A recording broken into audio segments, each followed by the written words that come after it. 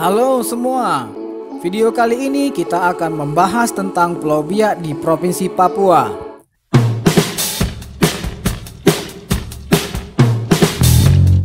Pada akhir 2017 lalu, saya sempat berkunjung ke Biak. Saat jalan-jalan di sana, saya banyak melihat peralatan militer yang sudah berkaratan peninggalan Perang Dunia, seperti meriam artileri, senjata mesin, beberapa bom yang belum meledak, bahkan sisa botol minuman yang diketahui milik tentara Amerika masih utuh di sana walaupun sudah berusia lebih dari 70 tahun.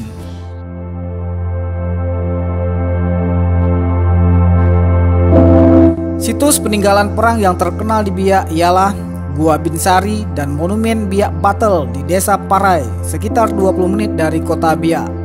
Rasa penasaran, saya mencoba mencari tahu lebih dalam tentang sejarah perang di Pulau Biak di berbagai sumber informasi.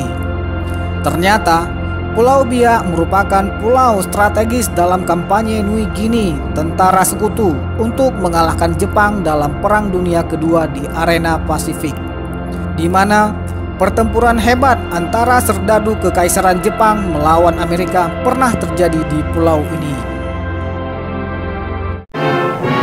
Now, guns of another task force in the early dawn batter Biak Island off the north coast of New Guinea.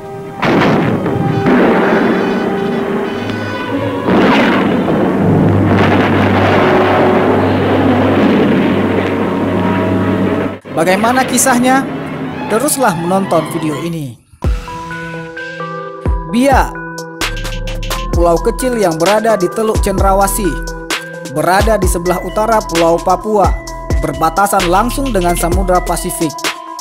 Posisi ini menjadikan Pulau Biak sebagai salah satu tempat strategis dan penting untuk berhubungan dengan negara-negara di kawasan Pasifik, seperti Australia atau Filipina.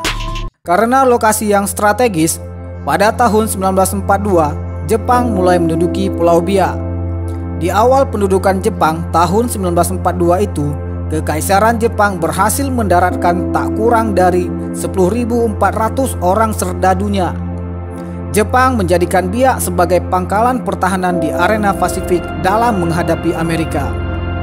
Selain membangun beberapa pangkalan angkatan laut, Jepang juga membangun landasan pesawat udara atau bandara guna menunjang mobilitas tentara, logistik, dan lain-lain.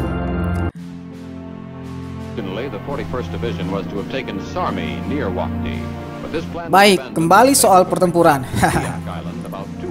Pertempuran Biak merupakan bagian dari kampanye New Guinea dalam Perang Dunia Kedua. Pertempuran tersebut dilakukan oleh Angkatan Darat Amerika Serikat dan Angkatan Darat Kekaisaran Jepang dari 27 Mei 1944 hingga 20 Juni 1944.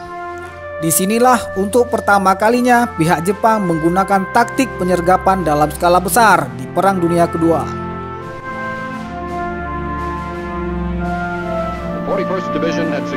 Sejak 1944, pasukan Amerika sudah berada dalam posisi ofensif. Pertempuran Pulau Biak merupakan satu dari rangkaian pertempuran dalam kampanye sekutu di Papua Barat yang dikomandoi oleh Jenderal Douglas MacArthur. Kampanye ofensif itu dimulai dengan pendaratan di Aitape dan Hollandia, kini Jayapura, pada 22 April. Lalu dilanjutkan dengan pertempuran Bukit Pohon Tunggal, Wakde Sarni pada 17 Mei. Dan pertempuran Pulau Wakde pada 18 Mei, sebelum sekutu loncat ke Pulau Biak. Mereka terus mendesak pertahanan-pertahanan Jepang di pulau-pulau sekitar Papua. Pulau Biak dianggap sebagai titik poin penting atau batu loncatan tentara Amerika untuk melangkah lebih jauh ke Filipina.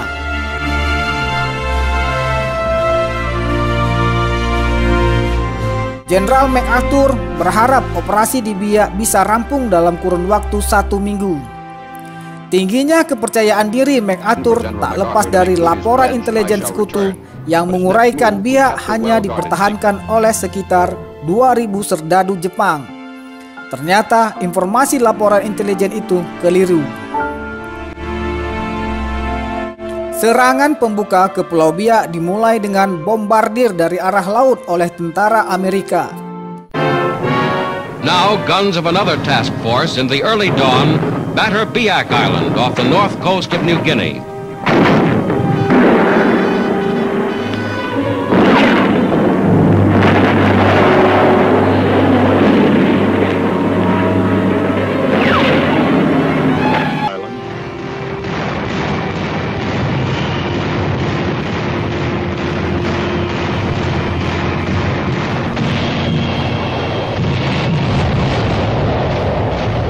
Left smoke billowing against the sky.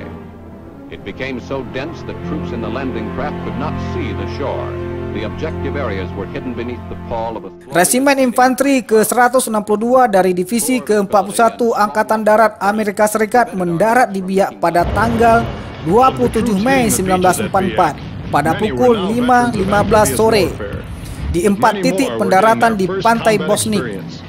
Pasukan itu berkekuatan 12.000 prajurit dengan 12 tank medium M4 Sherman, 29 artileri lapangan, 500 kendaraan, serta 2.400 ton suplai. But many more were getting their first combat experience. Awalnya, mereka tak menemui perlawanan berarti saat mendarat. Beberapa hari setelah pendaratan, para perwira Amerika baru insaf bahwa jumlah pasukan Jepang jauh lebih banyak dari informasi awal yang mereka terima.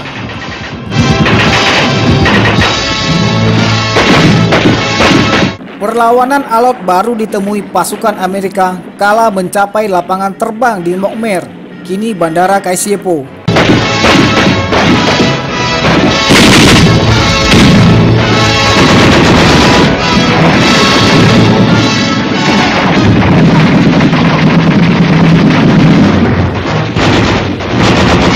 Ternyata, kekuatan pasukan Jepang yang berjumlah 11.000 serdadu 5 kali lipat lebih besar dari laporan awal intelijen yang menyebutkan hanya 2.000 serdadu.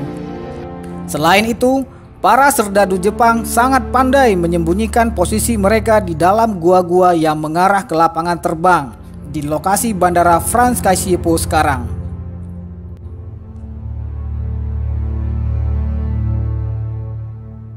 Pasukan Jepang amat pandai memanfaatkan bentang alam.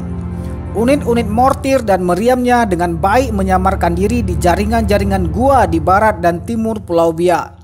Merekalah yang membuat pasukan lawan berdarah-darah sehingga pertempuran berjalan alot.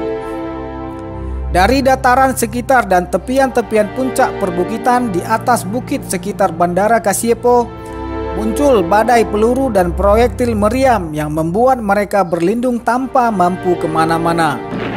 Setelah malam tiba, barulah traktor-traktor amfibi berhasil mengeluarkan mereka dari jebakan tersebut. Pada hari berikutnya, pasukan Jepang tetap bertahan dan menunda jatuhnya lapangan Mokmer atau Bandara Frans Kaisiepo sekarang selama 10 hari.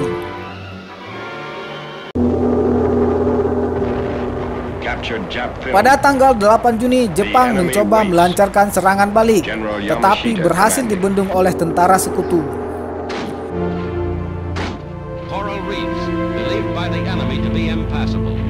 Setelah 10 hari, pertempuran tetap berjalan alot, alias lewat dari target awal, dari waktu seminggu yang diberikan.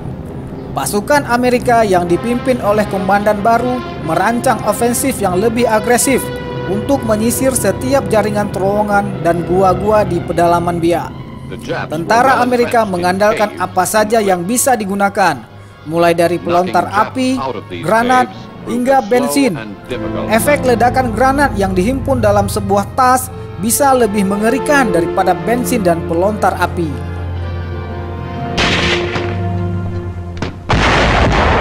Inilah yang disebutkan oleh seorang prajurit Amerika sebagai neraka di Pulau Biak. Karena saat masuk ke dalam gua yang sudah hancur untuk melihat yang tersisa, ia menemukan potongan tubuh di seluruh lantai terowongan. Tubuh dengan perut terbuka, darah mengalir dari telinga, hidung, mulut dari orang Jepang yang mati di dalam terowongan. Beberapa menit kemudian setelah keluar dari terowongan, prajurit itu mual dan muntah. Ini sangat menyebalkan, katanya.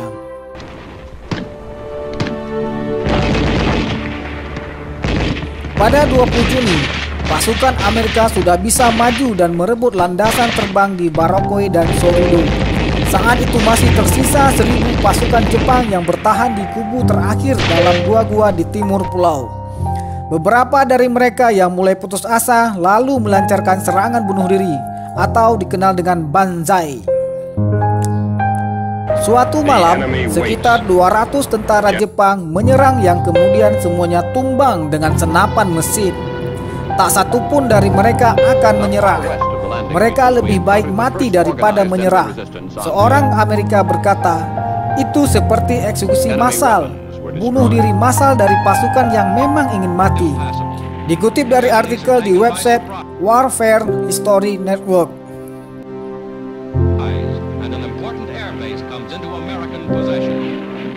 Pasukan Amerika berhasil menembus pertahanan Jepang pada tanggal 22 Juni, di mana daerah pesisir dari Bosnik hingga Sorido berhasil diduduki, termasuk 3 lapangan terbang di Sorido, Barokoe, dan Mokmer.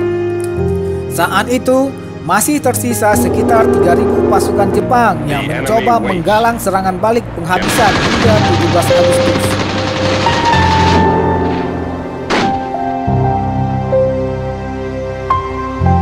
Di fase terakhir, lebih dari 700 personel Jepang yang tersisa tetap melakukan perlawanan sengit dengan mengandalkan alam.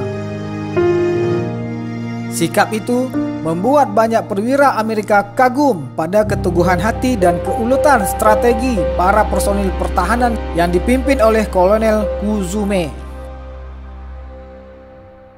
Menyadari posisinya yang tanpa harapan, perwira yang berani itu, Kolonel Kuzume, mampu membangkitkan semangat resimennya.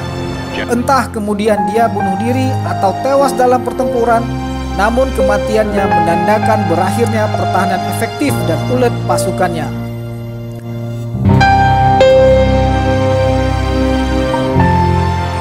Seluruh Pulau Biak akhirnya bisa direbut pasukan Amerika pada tanggal 17 Agustus 1944.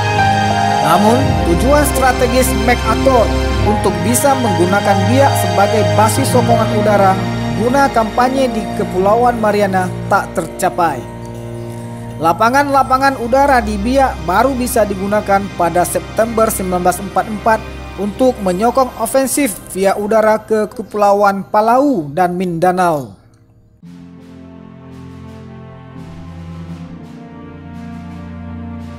Operasi Biak dinyatakan berhenti pada 20 Agustus, meskipun patroli di Biak dan Pulau Sopiori yang berdekatan dilanjutkan setelahnya.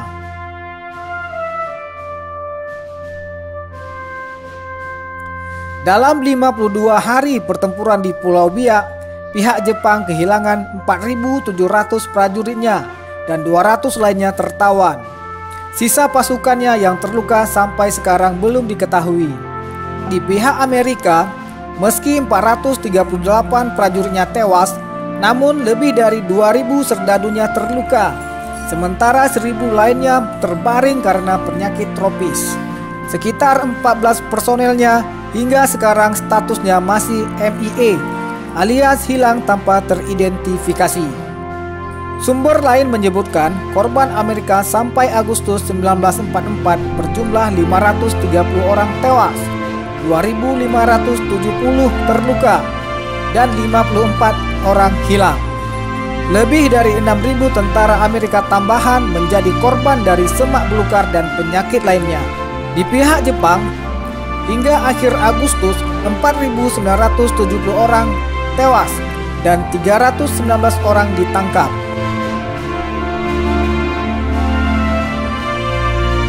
Wow, sungguh pertempuran yang sangat hebat yang pernah terjadi di Pulau Biak.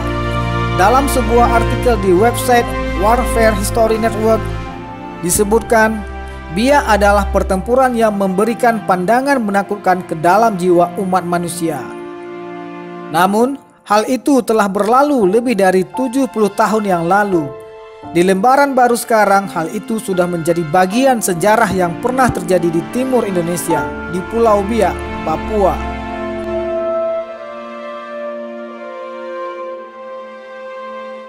Demikian saudara-saudaraku, blog yang saya kemas dalam bentuk video ini. Jangan lupa subscribe dan hidupkan notifikasinya. Sampai jumpa di video berikut.